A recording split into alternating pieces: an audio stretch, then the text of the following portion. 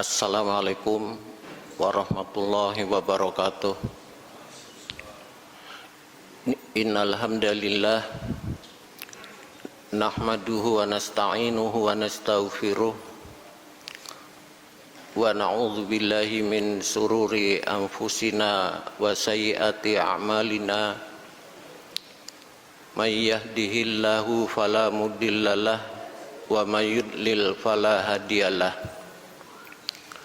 Wa ashhadu an la ilaha illallah wahdahu la syarikalah wa ashhadu anna Muhammadan abduhu wa rasuluh.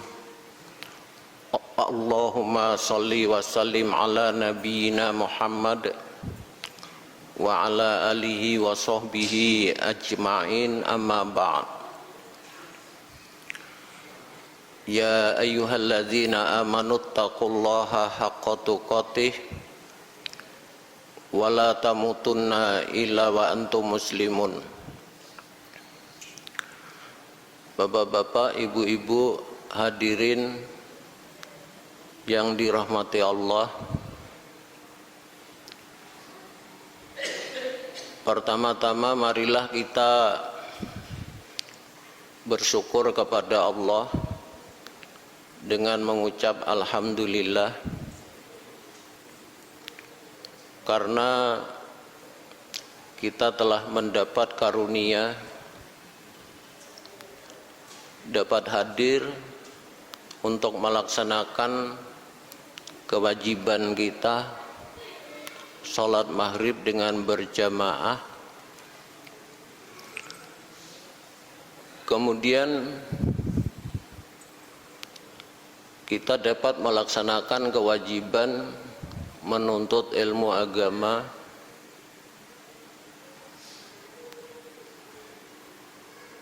semuanya itu adalah rangkaian ibadah. Selain dapat menyebabkan kita mendapat ampunan dari Allah, juga merupakan suatu asbab di mana kita dapat memperoleh curahan rahmat Allah, dan dengan rahmat Allah itulah insya Allah kita akan masuk surga.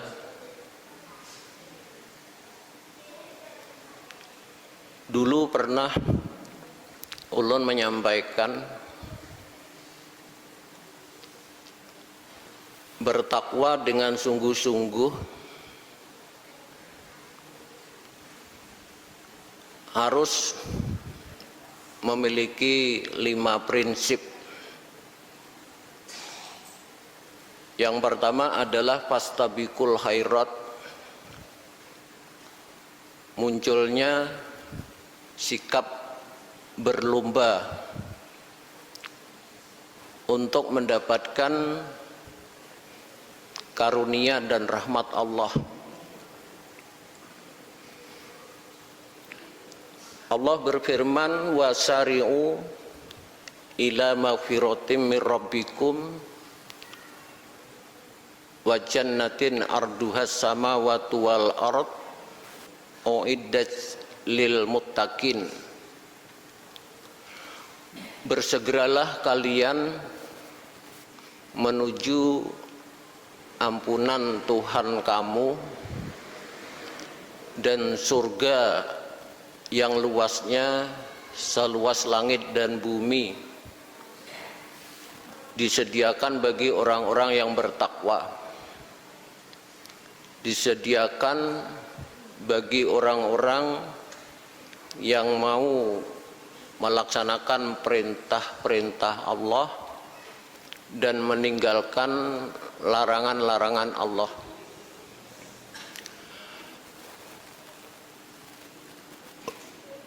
Kemudian sikap yang kedua adalah bersungguh-sungguh, mujahadah. Kalau sikap bersungguh-sungguh ini tidak muncul, niscaya sikap-sikap yang lain itu tidak akan kita dapatkan dan kita akan gagal untuk meraih ampunan dan surga Allah. Kemudian kedua sikap tadilah yang nantinya akan melahirkan istimroriyah, rutin, kontinu, dawam atau istiqomah.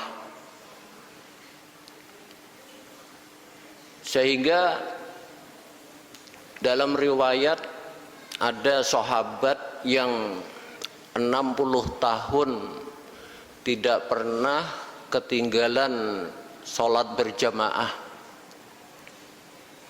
60 tahun.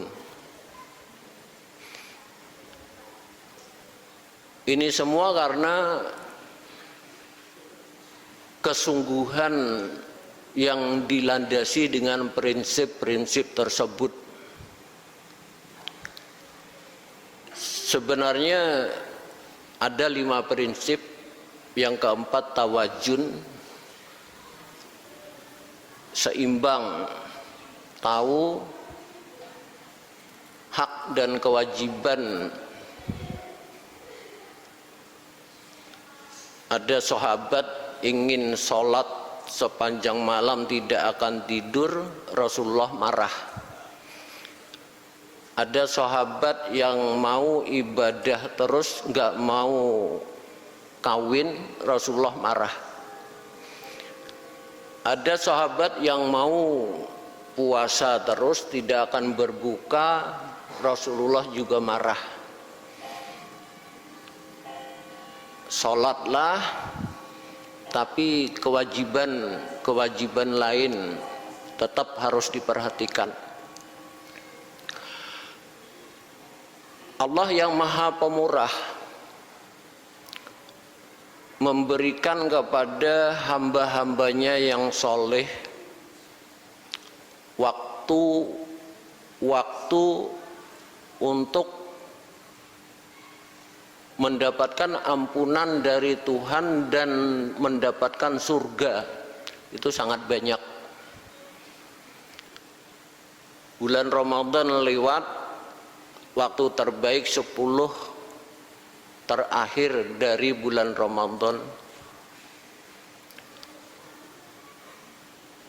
disambung dengan Syawal, puasa 6 hari, datang Zulhijjah dengan 10 hari pertama Zulhijjah.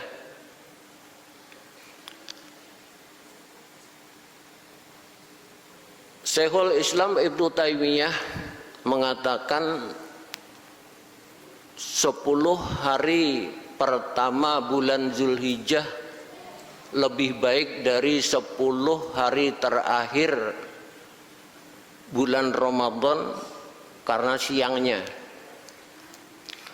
10 hari pertama, 10 hari terakhir bulan Ramadan lebih baik dari 10 hari pertama bulan Zulhijjah karena malamnya.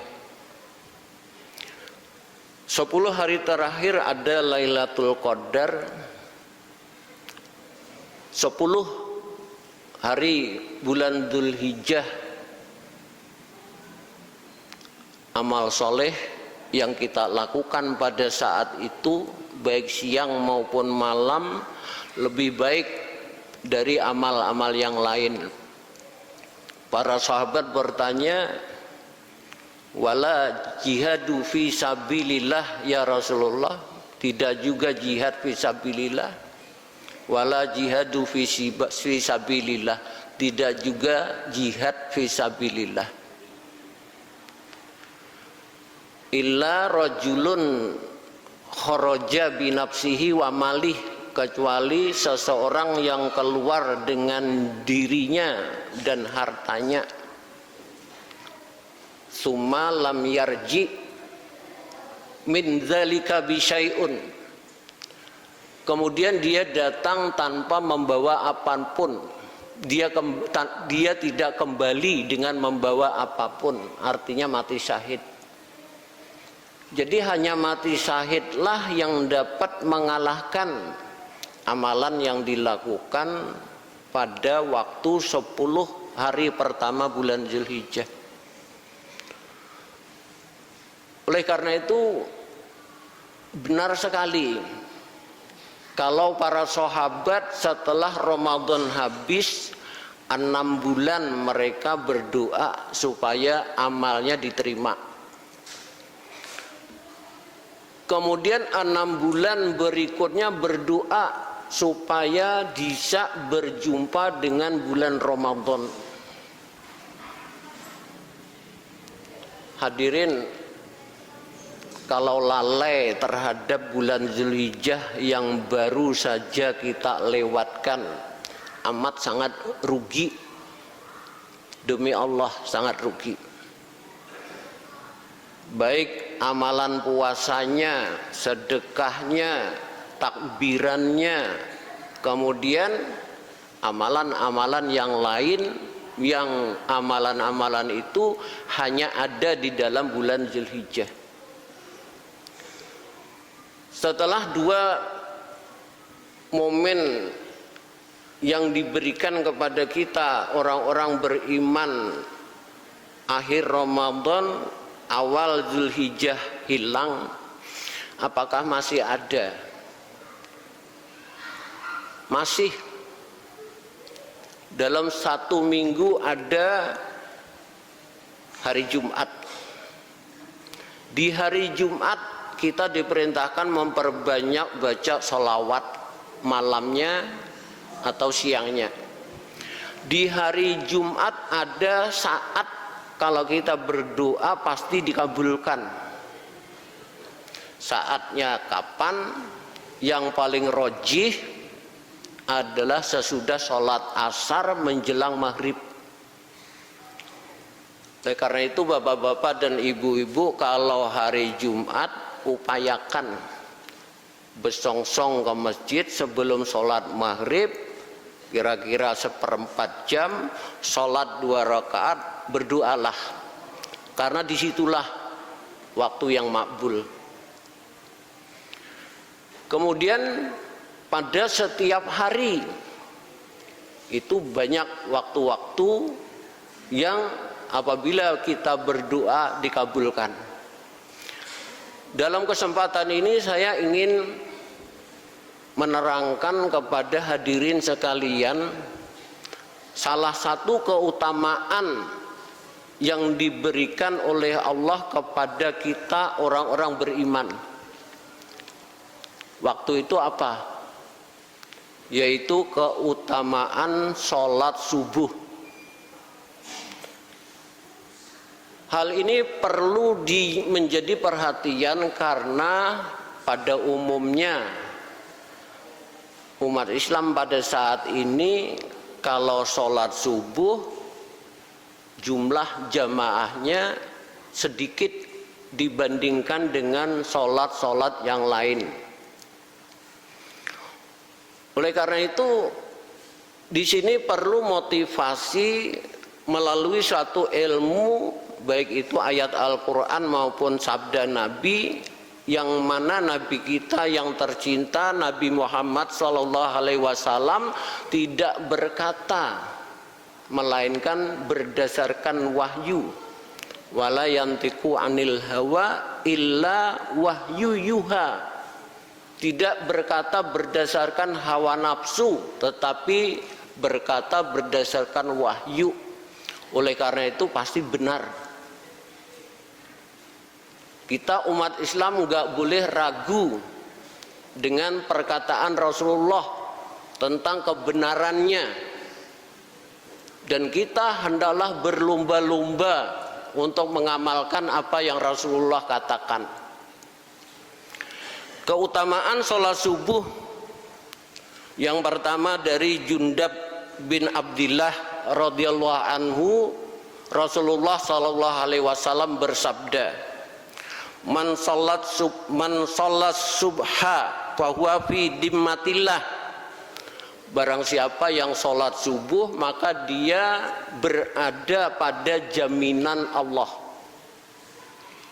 Di dalam hadis itu Rasulullah mengatakan barang siapa yang menyakiti orang yang melakukan sholat subuh maka pasti didapat oleh Allah wajahnya ditelungkupkan di dalam api neraka. Oleh karena itu jangan sembarangan, hati-hati. Kalau ada orang rajin sholat subuh jangan coba-coba menyakiti. Ini amat sangat berbahaya. Hadis riwayat Muslim nomor 657. Hadis ini menunjukkan betapa utamanya sholat subuh, yaitu mendapat jaminan dari Allah.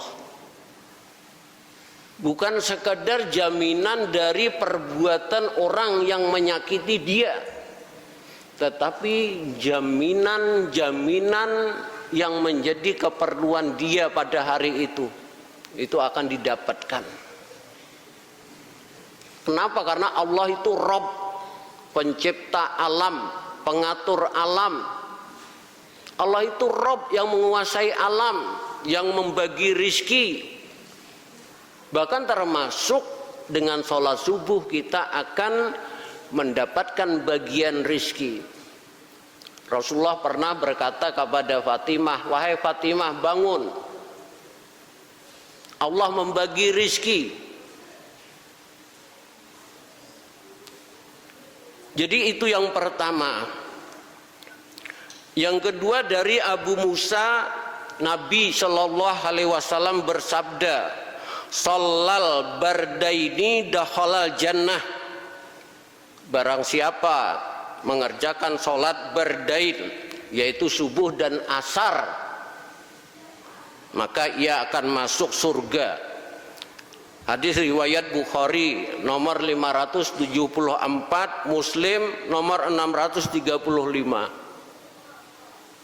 Sholat subuh dan asar, dia akan masuk surga. Kenapa? Kenapa waktu subuh itu adalah waktu yang paling berat untuk mengerjakan sholat? Ini kalau tidak ada perjuangan yang saya katakan mujahadah, kemudian memunculkan yang namanya fastabiqul khairat, ini nanti akan memunculkan istimroriyah, kontinu, berkesinambungan. Kalau sudah terbiasa nikmat, mudah, kita akan menyesal kalau tidak bisa bangun subuh dan tidak bisa sholat asar dengan berjamaah. Sangat amat menyesal. Kenapa? Para ulama mengatakan karena pada saat sholat subuh dan asar itu adalah waktu berkumpulnya para malaikat penjaga setiap hamba-hamba Allah. Hadirin, setiap kita itu ada malaikat yang menjaga. Penjaganya ini gantian. Ada penjaga siang, ada penjaga waktu malam. Mereka berkumpul pada saat sholat subuh dan sholat asar. Oleh karena itu amat sangat banyak malaikat yang ikut sholat pada saat itu, pada waktu subuh.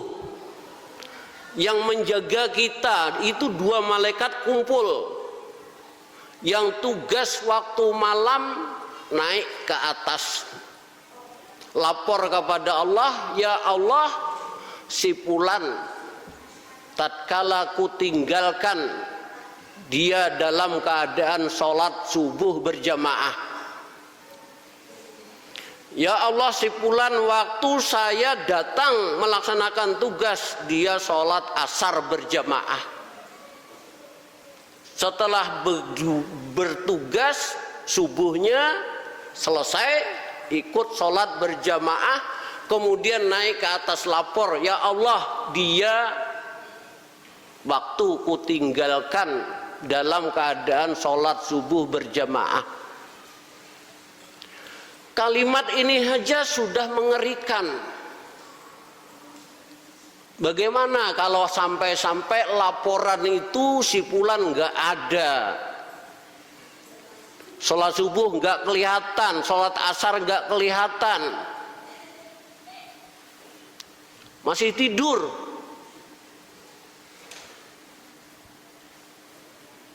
Ini nanti setelah tugasnya malaikat yang menjaga waktu siang mulai subuh sampai asar. Setelah asar dia naik ke atas lapor, ya Allah, si fulan waktu aku memulai tugas sholat asar berjamaah. Tatkala aku tinggalkan dia sholat asar berjamaah.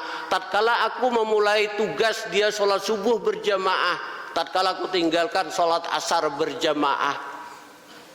Oleh karena itu sholat subuh dan asar amat sangat penting. Tadi sudah saya katakan, pastabikul khairat tentang apa? Mendapatkan ampunan dan surga. Setelah Ramadan habis, Dzulhijjah habis, masih ada sholat subuh yang kalau kita kerjakan dengan sendirinya, kerjakanlah dengan rutin. Kenapa? Karena prinsip yang ketiga disebut istimroriyah, continue, terus menerus. Terus menerus ini dampaknya apa? Kalau kalian suatu saat sakit atau sapar, ini amalan yang dikerjakan dengan terus menerus istiqomah itu akan tetap tercatat. Pian umpamanya tuha, ulun juga tuha, sudah. Kemudian kita kadakawa lagi bangun. Karena apa? Karena perhatian kita berlomba, bersungguh-sungguh, istimroriyah menyebabkan walaupun nggak bisa bangun sholat jamaah tetap akan kita dapatkan.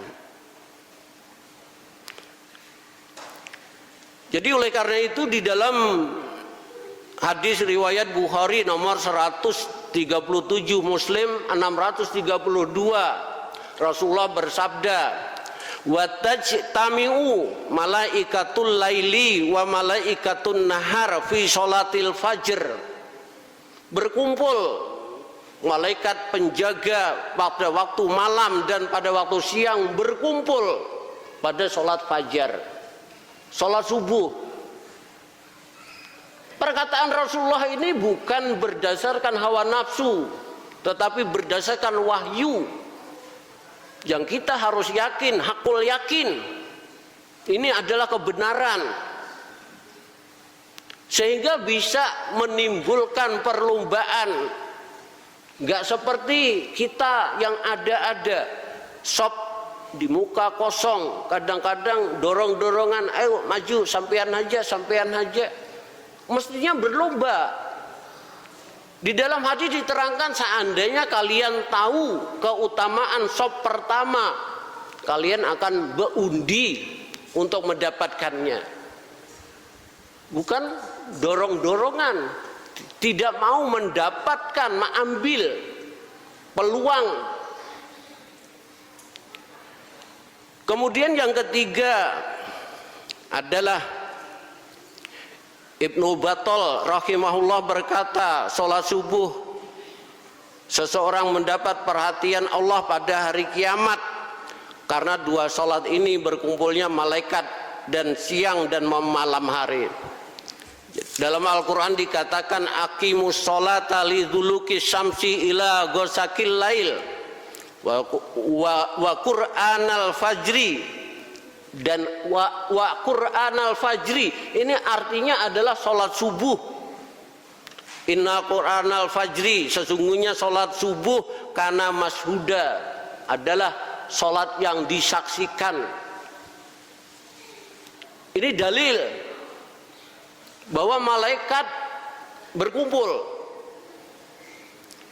Kemudian yang keempat, dari Umarah bin Ru'aibah, Nabi Shallallahu Alaihi Wasallam bersabda, lan yalijan nar ahadun sholla qabla tulu'i syamsi wa qabla gurubiha.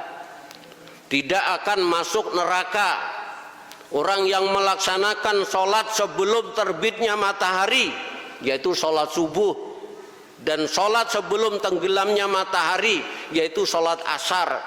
Hadis Muslim nomor 634.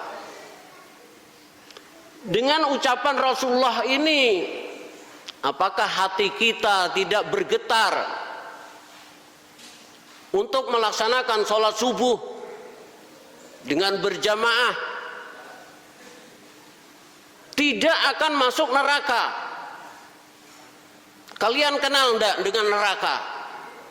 Diberi minum air yang mendidih, nggak bisa, nggak mau, nggak bisa. Orang kalau sudah haus luar biasa, apapun akan diminumnya. Saya pernah lihat dalam keadaan situasi kemarau panjang kering, ada orang yang minum air sungai, sebelahnya bangkai, kikih mengikih diminum. Saya nyaksikan sendiri. Kenapa? Rasa haus gak mungkin bisa dilawan. Diberi minum air nanah, nanah dari penduduk neraka, seringan-ringannya neraka. Orang yang menjejak pakai terumpah sekontan, otaknya menggurak, yang diberikan kepada paman Rasulullah Abdul Muttalib. Jadi dengan sholat subuh, insya Allah kita akan mendapatkan keselamatan dari api neraka. Kemudian yang kelima, dari Utsman bin Affan radhiyallahu anhu, dia berkata, aku mendengar Rasulullah SAW bersabda, man sholal isya fi jamaah faka'an nama qoma nisfal lail. Barang siapa yang sholat isya berjamaah, seakan-akan dia sholat setengah malaman. Wa man sholat subha fi jamaah faka'an nama sholal laila kullah. Barang siapa yang sholat subuh berjamaah, seakan-akan dia sholat semalam suntuk. Renungkan, mampukah kita sholat semalam suntuk? Tapi dengan melaksanakan sholat subuh dengan berjamaah, hal itu akan kita dapatkan. Berdasarkan sabda orang yang sangat kita cintai, Rasulullah Sallallahu Alaihi Wasallam.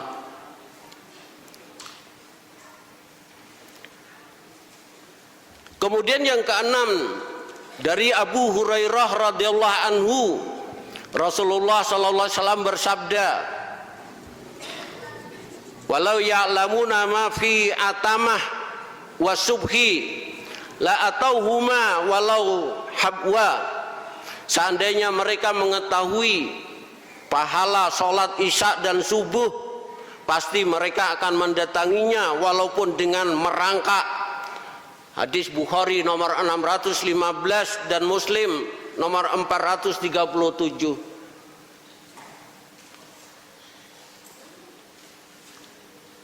Pasti merangkak kalau tahu.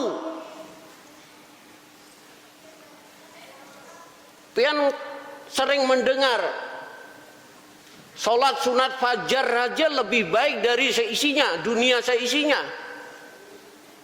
Dunia seisinya. Berapa ribu mobil di dalamnya. Dunia seisinya, berapa triliun uang yang ada di dalamnya. Lebih baik sholat sunat 2 rakaat, apalagi sholat ketetapan yang jelas bahwa sholat wajib itu lebih baik dari sholat sunnah.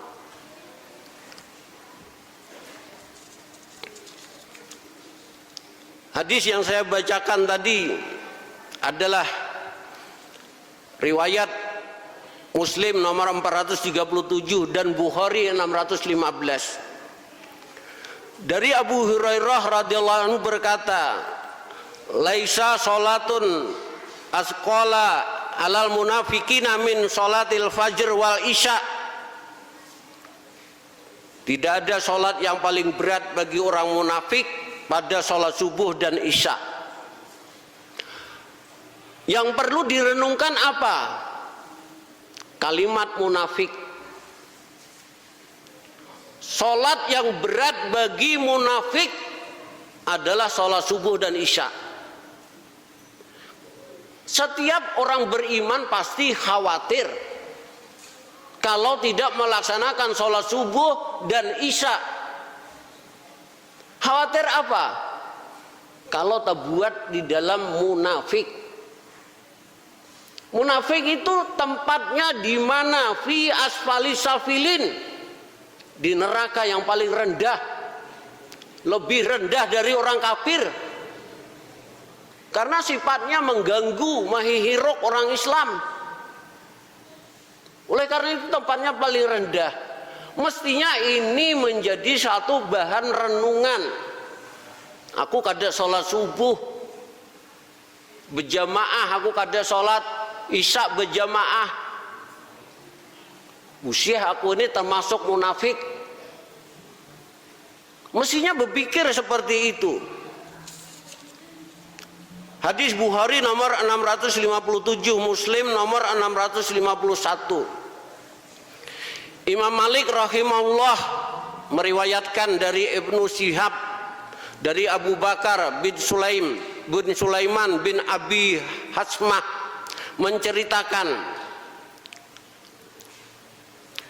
Ana Umar na Khattab faqat Sulaiman bin Abi Hasmah fi sholati subhi. Sesungguhnya Umar bin Khattab tidak menjumpai Sulaiman bin Hasmah dalam sholat subuh. Umar bin Khattab nggak melihat sahabatnya Abi Hasmah dalam sholat subuh. Kemudian wa ana Umar bin Khattab goda ila suq. Setelah sholat subuh Umar bin Khattab ini pergi ke pasar. Wa maskanu Sulaiman bainal masjidi wasuq. Adapun rumahnya Sulaiman tadi berada antara masjid dan pasar. Umpamanya sebelah situ. Antara pasar lawan masjid. Famarra ala Syifa Umi Sulaiman. Kemudian Umar berjumpa, berpapasan dengan Abi Syifa As-Syifa bin Abdullah, yaitu ibu dari Sulaiman. Kemudian Umar berkata kepadanya, Lam ara Sulaimana fi subhi. Aku tidak melihat Sulaiman waktu sholat subuh. Kemudian As-Syifa menjawab, Innahu bata yusolli fagolabat ha ainahu. Sesungguhnya Sulaiman malam tadi sepanjang malam suntuk sholat tahiyat, sholat lail, sehingga waktu subuh matanya ngantuk berat, akhirnya tertidur. Sulaiman yang kada terlihat tadi. Mamanya menjawab, malam tadi Sulaiman semalaman sholat qiyamul lail, sehingga pada waktu subuh kada kawa bangun sebab mengantuk berat. Kemudian Umar berkata,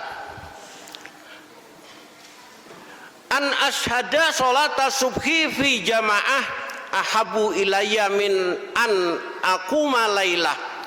Aku menghadiri sholat subuh secara berjamaah lebih aku sukai daripada sholat malam semalam suntuk. Imam Malik dalam Al-Muwatta nomor 432. Nih Pak, perhatikan. sholat semalaman tapi kada sholat subuh berjamaah. Umar marah. Aku lebih suka dia tidak sholat qiyamul lail semalaman, asal sholat subuh berjamaah di masjid. Sholat wajib, kita ini diperintahkan untuk mendekat kepada Allah dengan melalui sholat yang diwajibkan, ditambah dengan sholat-sholat sunat, sehingga Allah cinta kepada kamu. Tetapi jangan sampai dengan sebab menjalankan yang sunat, akhirnya yang wajib ditinggalkan.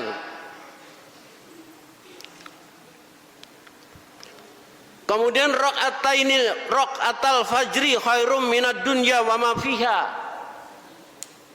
2 rakaat salat sunat fajar lebih baik dari dunia seisinya.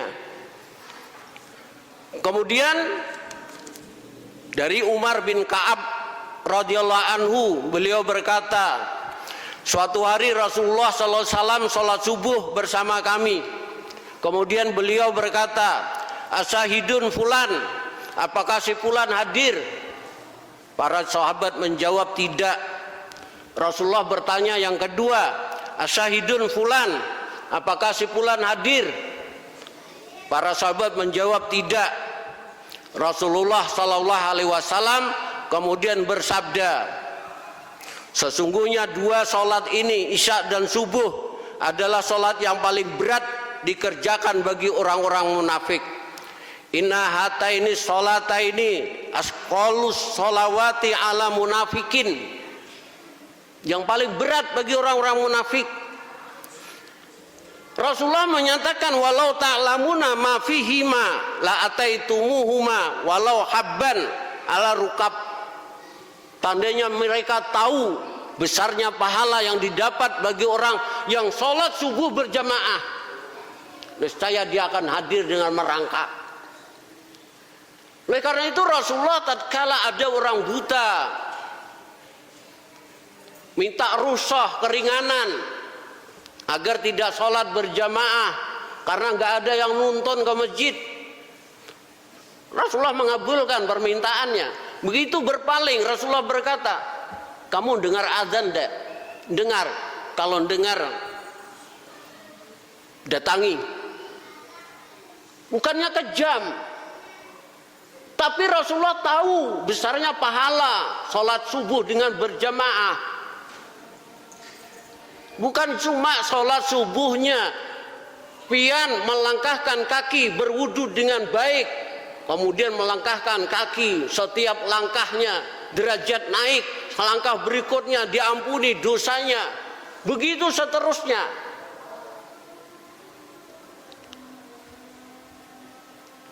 Jadi itulah keutamaan-keutamaan yang kita harus berlomba-lomba, bersungguh-sungguh.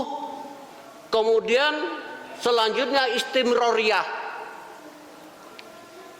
Kita nggak perlu bersungguh-sungguh di dalam hal-hal yang tidak disyariatkan.